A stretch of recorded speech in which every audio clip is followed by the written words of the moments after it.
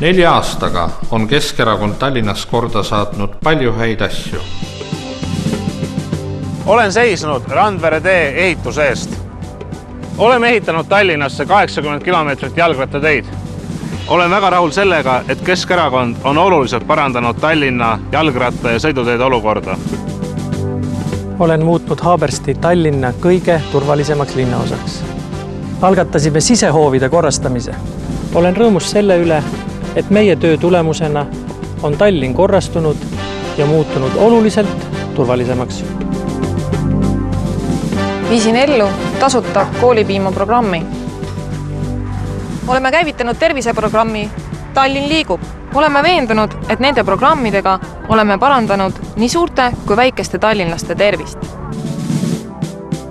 Panin käima Lilleküla kanaliseerimise. Rajasime uusi spordi- ja mänguväljakuid. Mul on hea meel, et oleme suutnud lahendada hulgaliselt vanu probleeme. Juba 3. aastat toetame pensionäre täiendavalt 500 krooniga. Keskerakond. Igaühe eest.